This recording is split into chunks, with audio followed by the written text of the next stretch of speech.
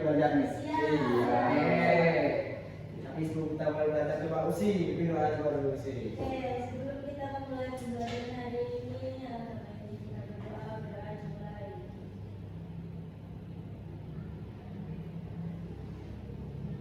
Sudah selesai. Oke. Hari ini masuk semua ya kayaknya ya? Ya, Pak. Ya Pak, masuk semua berarti ya? Masuk, Pak. Oke, jadi masuk semua.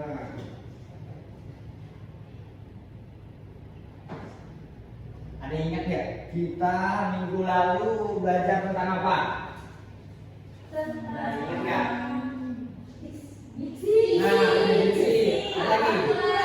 Formulasi. Oke, terima kasih. Nah, coba Gema, apa itu diksi Gema?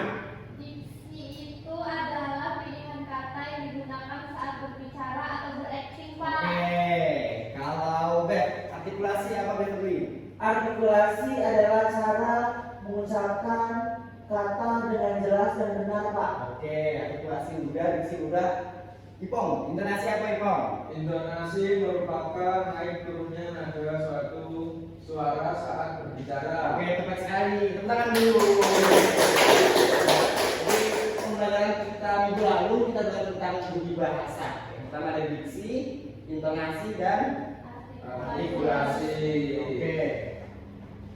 Jadi untuk pembelajaran hari ini kita akan belajar menganalisis makna kalimat dalam sebuah percakapan langsung. Nah, tapi sebelum kita mulai di kegiatan inti pembelajaran kita, Bapak mau tanya ini. Apa kalimat yang mungkin diucapkan oleh aktor di atas? Coba yang pertama Usi, coba. Apa kira-kira Usi? Aku nggak bisa diginiin. Oke, boleh. Yang kedua, Gema, coba apa kira-kira Gema? Kalimat yang mungkin diucapkan aktor di situ. Aku lelah dengan semua ini. Oke, boleh. Jadi yang Usi dan Gema contohkan tadi itu adalah contoh bahasa ujaran yang diucapkan oleh seorang aktor. Nah, apa sih itu bahasa ujaran? Nah, bahasa ujaran adalah bahasa yang diucapkan atau dilisankan langsung oleh tokoh dalam pementasan teater. Bahasa ini digunakan untuk menyampaikan dialog, monolog, atau narasi kepada penonton. Fungsinya apa? Bahasa ujaran berfungsi untuk menyampaikan cerita, menggambarkan karakter dan membangun suasana dalam sebuah pementasan. Nih, contohnya nih. Bahasa ujaran dalam teater ada dialog seorang tokoh laki-laki kepada tokoh perempuan. Aku tak percaya kau telah mengkhianatiku. Aku tak akan pernah memaafkanmu. Ini ada maksud, ini ada yang tahu nggak maksud namanya? Maksud kekecewa? Maksud kekecewaan tokoh laki-laki kepada tokoh perempuan. Oke, kita langsung coba contoh kedua. Ini contoh dari dialog cerita rakyat. Ini ada cerita rakyat. Ini ada yang tahu nggak cerita rakyat? Oke, yang sini? Bingung banget. Oke. Nah, contoh satu dari dialog ibunya Malin Kundang. Malin, kau pulang juga. Ibu sangat merindukanmu. Lalu Malin membalas jawab ibunya, siapa kamu? Aku tidak kenal wanita tua miskin seperti kamu. Aku ibumu Malin. Aku yang membesarkanmu sejak kecil dengan susah. Hentikan! Jangan mengaku sebagai ibu. Aku anak orang kaya, bukan dari orang kampung seperti ini. Oke, kira-kira dari dialog yang kedua ini, apa maksud dari ucapan Malin Kundang pada ibunya? Marahkah, kecewakah, sedih atau apa? Dari dialog yang kedua ini. Marah. Oke, marah. Kalau dari ibunya sendiri, yang kedua ini, aku ibu Malin, aku yang membesarkanmu sejak kecil dengan susah. Apa kira-kira maksudnya? Sedih. Oke, sedih. Berarti udah paham ya yang satu ya? Udah? Oke. Yang kedua, dari cerita Timun Mas. Ini dialognya dimulai dari tokoh antagonis, tokoh Buto Ijo. Hai Timun Mas, aku datang untuk mengambilmu. Kalau Timun Mas membalas hal tersebut. Tolong raksasa, jangan tangkap aku. Nah, untuk yang pertama ini, apa kira-kira makna atau maksud dari dialog yang disampaikan Buto Ijo ini. Maksud dari hai Mas, aku datang mengambil. Ada yang tahu nggak? Oke, jadi maksud dari yang Buto Ijo katakan kepada Timun Mas itu adalah sebuah ancaman, sebuah penagihan janji yang pernah diucapkan oleh Ibu Timun Mas sebelumnya. Dialog yang kedua ini merespon dari dialog yang pertama. Dari ancaman tersebut terungkaplah kesedihan atau ketakutan dari tokoh Timun Mas. Kalau telah selesai, jangan tangkap aku. Oke, sampai di sini paham? Ada yang ditanyakan? Sudah paham? Paham. Oke. Jadi kalau sudah paham kita coba nah di lembar KPD yang sudah Bapak berikan itu ada sebuah pekerjaan. Jadi Bapak minta kalian untuk menganalisis makna dari dialog di bawah. Dia kemana dia pergi? Aku tidak tahu dia pergi kemana. Nah, dari dialog tokoh Bapak akan bagi menjadi 3 penekanan emosi suara. Yang pertama penekanannya ada di aku, yang kedua penekanannya ada di tidak tahu, yang ketiga ada di aku tidak tahu kemana dia pergi. Oke, Bapak akan langsung kasih contoh penerapannya. Bisa kalian langsung jawab di lembar tersebut. Oke, kita mulai ya. Yang pertama, aku tidak tahu kemana dia pergi. Aku tidak tahu kemana dia pergi. Oke, boleh langsung dijawab.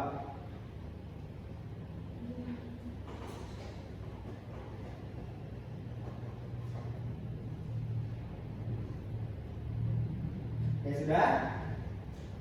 Sudah, Pak.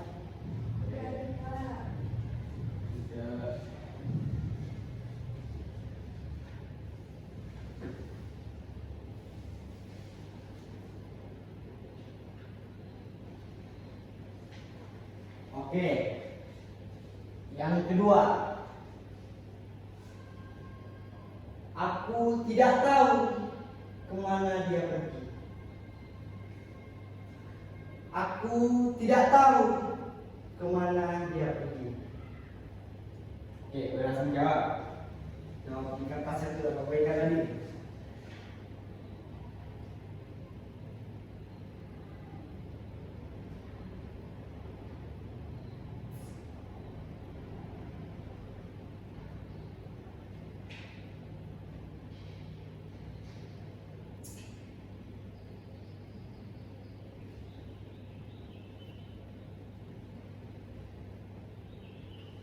Oke, yang ketiga, aku tidak tahu kemana dia pergi. Aku tidak tahu kemana dia pergi. Oke, dapat zoom.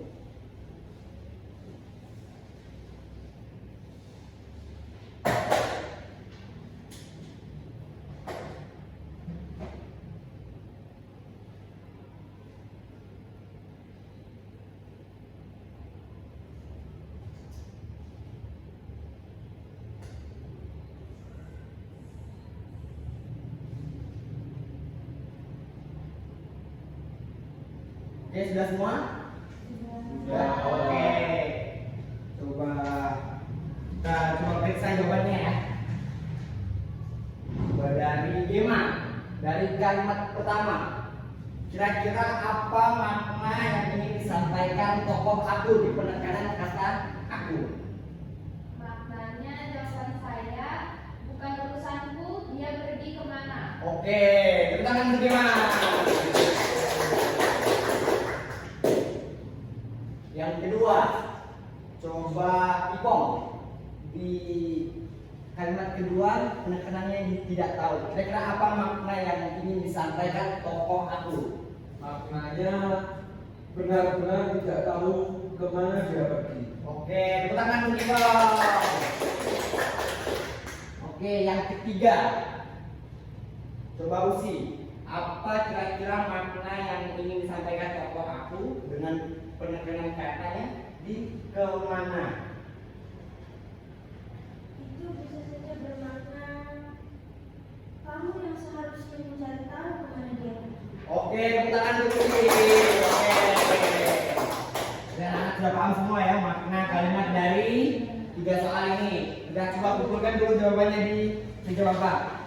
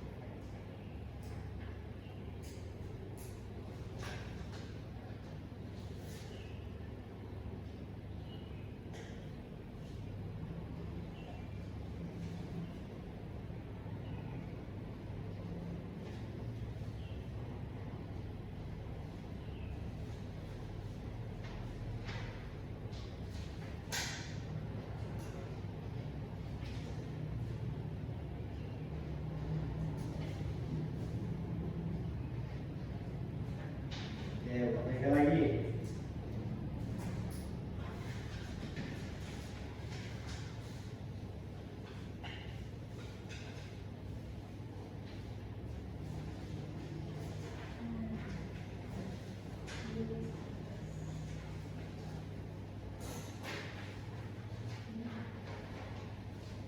Oke, sebagian anak udah paham berarti ya cara menyampaikan makna dalam sebuah dialog teater. Tapi sebelum kita menyimpulkan pembelajaran ini, Bapak punya asesmen pertanyaan anak-anak. Apakah pernah pembelajaran anak dengan pembelajaran ini anak sudah paham belum? Coba ayo, bagaimana suara dan intonasi memengaruhi penyampaian makna dalam sebuah adegan? Suara dan intonasi itu sangat mempengaruhi penyampaian makna dalam sebuah adegan karena bisa menunjukkan perasaan tokoh dan suasana cerita, Pak. Oke, tangan dulu ayo. Oke, sekali jawabannya itu karena bisa menyampaikan makna atau maksud sebenarnya dari adegan tersebut. Oke, coba pertanyaan keduanya, coba Beverly. Mengapa ekspresi wajah tidak selalu cukup dalam menyampaikan makna dalam sebuah penulisan teater? Ya, ekspresi wajah tidak cukup dalam teater karena penonton juga perlu mendengar suara dan intonasi kita untuk memahami perasaan dan maksud tokoh. Apalagi kalau penonton duduk jauh, mereka mungkin tidak bisa melihat wajah kita dengan jelas. Maka dari itu, suara, intonasi, dan gerak tubuh juga penting untuk membantu penyampaian makna. Oke, tangan untuk Beverly. Jadi benar ya.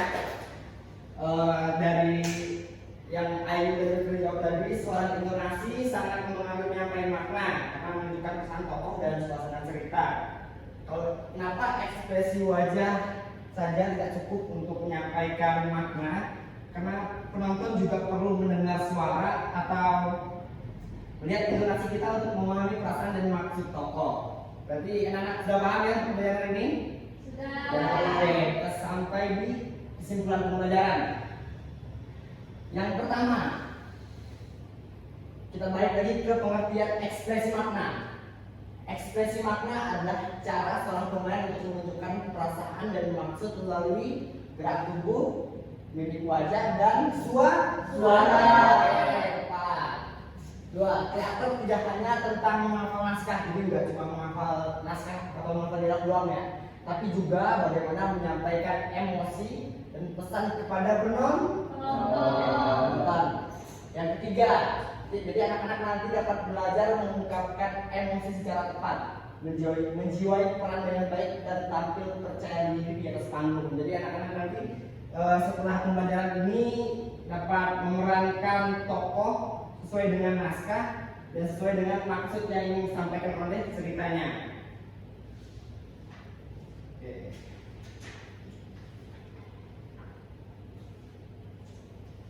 Jadi dari keseluruhan pembelajaran ini Bapak rasa anak-anak sudah cukup paham ya dari contoh yang Bapak berikan tadi, dari tes yang Bapak berikan tadi, sebagian besar anak-anak sudah paham. Jadi Bapak rasa pembelajaran kita cukup sampai di sini. Tapi sebelum kita lanjut ke kelas berikutnya, coba Ipong pimpin doa dulu sebelum kita menutup kelas. Baik, sebelum mengakhiri pembelajaran pada hari ini, alangkah baiknya kita berdoa. Berdoa dimulai. Berdoa selesai. Oke, terima kasih Ipong. Jadi pembelajaran Bapak tutup. Wassalamualaikum warahmatullahi wabarakatuh. Waalaikumsalam.